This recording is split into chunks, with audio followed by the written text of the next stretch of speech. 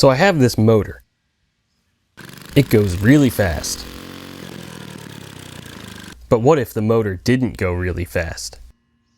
Hi, this is Degree of Freedom, but you can call me Mr. Freedom. In my free time, I'm a bit of a scientist in the backyard. This week, I want to push this cute little engine to its limits by modifying it to spin as slowly as possible. First, we need to know a little about engines. Typically, you pull this thing and it goes vroom vroom. What you're doing under the hood is spinning this big heavy flywheel. Despite only being a fraction of the weight of your mom, this spinning mass plays an important role in allowing the engine to run. The engine is only producing power 1/4 of the time, and the heavy flywheel allows it to keep spinning for the other 3/4. My plan is to make the flywheel heavier, but your mom wasn't available on such short notice, so I had to come up with a different plan. So I checked around my basement and found some lead I had conveniently sitting on my workbench, and some scrap steel. My new plan is to take this bar, strap some lead weights to it, and attach that to the motor, creating a flywheel which can store much more energy while spinning at a lower speed.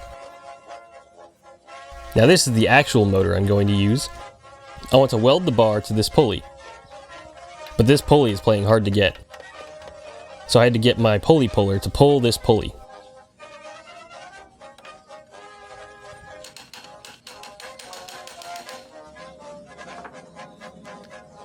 And now it's fabrication time.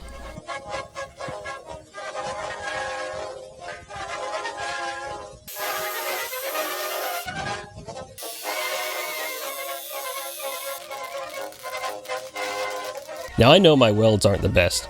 Hey, it's my third weld, but I do have a little technique that'll tell me if it's good enough.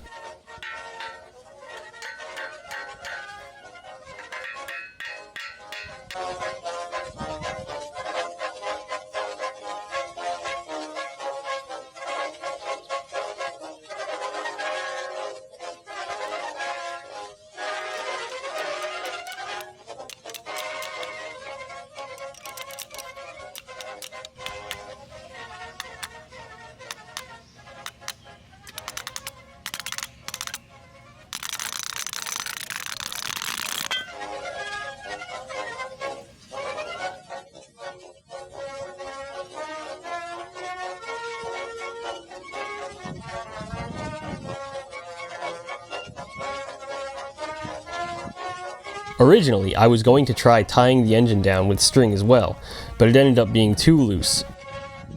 So I was going to have to do things the right way.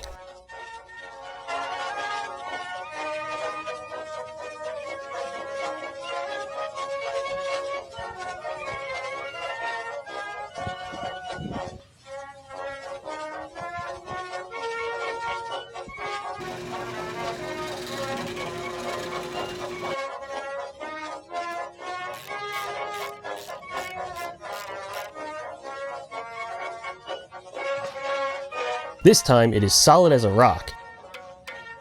Now that everything was together, I wanted to give it one last test run to make sure the engine would still run even when it's attached to a wooden board. And it does! So now I was ready to mount the weighted bar. Or so I thought. After a couple minutes of sitting there, it started leaking gas. And then it wouldn't start. And then I got sick. When I wasn't sick anymore, I took a look at the carburetor, waterboarded it with carburetor cleaner,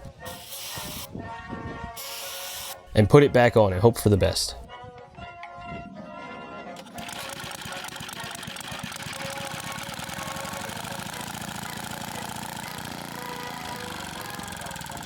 After running it, it seems the leak was fixed.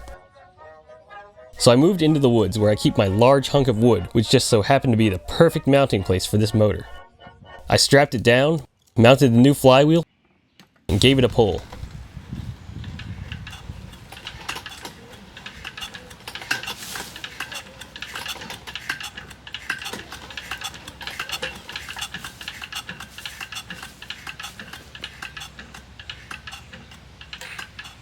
And nothing happened. So I tried it again without the extra weight, and it ran fine, so maybe I just wasn't spinning it fast enough. So I tried spinning it faster,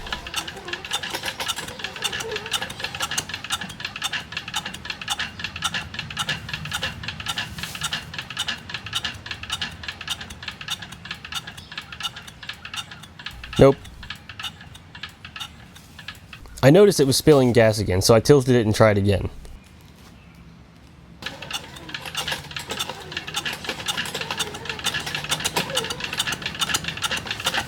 This time it started running, which scared me because I really did not want this thing running away on me, so I shut it off immediately.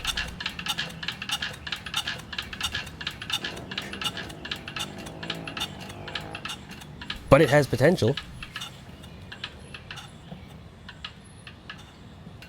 After messing around with it for a bit, I eventually got this run.